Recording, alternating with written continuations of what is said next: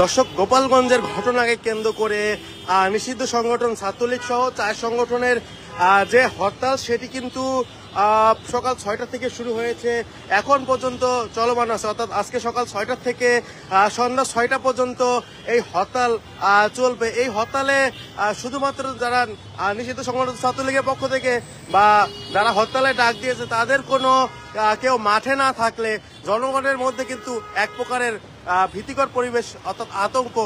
যেমন মিরপুর এই 10-এ গাড়ির অবস্থা দেখলে সেটি কিন্তু বোঝা যাচ্ছে যে তারা কিন্তু আতঙ্ক তৈরি করতে পেরেছে। কিন্তু গতকালকে একটি বাসে আগুন দিয়েছে নিষিদ্ধ সংগঠনের নেতারা, অর্থাৎ মিরপুর পল্লবীতে একটি বাসে আগুন দেয়। এছাড়া সন্ধ্যা রাতে 3 জনকে মিছিল চেষ্টাকালে কিন্তু তাদেরকে জনতা ধরে থানায় সোপর্দ করা হয়, এরকম একটি তথ্য পাওয়া গিয়েছে। কিন্তু আজকে সকাল থেকে মিরপুর 10 বা এর আশেপাশে এলাকাতে এখন পর্যন্ত হরতাল সমর্থনে কোনো খবর কিন্তু পাওয়া যায়নি।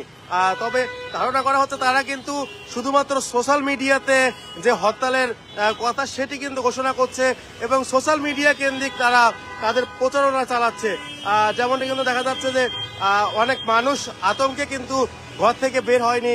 আপনাদেরকে যেমনটি আমরা দেখাচ্ছি, অনেকেই মনে করছে যে হরতাল দিয়েছে কি হবে, এবং গাড়ি ঘোড়ার সংখ্যাও কিন্তু আমরা অনেক অংশে কম দেখছি।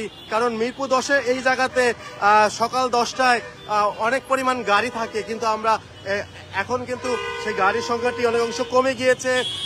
একটি কথাই, তারা কিন্তু সোশ্যাল মিডিয়া কেন্দ্রিক হয়ে গিয়েছে এবং সোশ্যাল মিডিয়াতে বিশেষ করে 16ই জুলাই গোপালগঞ্জের ঘটনাকে কেন্দ্র করে মানুষের মধ্যে যে এক প্রকারের আতঙ্ক সেটি কিন্তু কাজ করছে এবং এই আতঙ্কের কারণে কিন্তু অনেকেই ঘর থেকে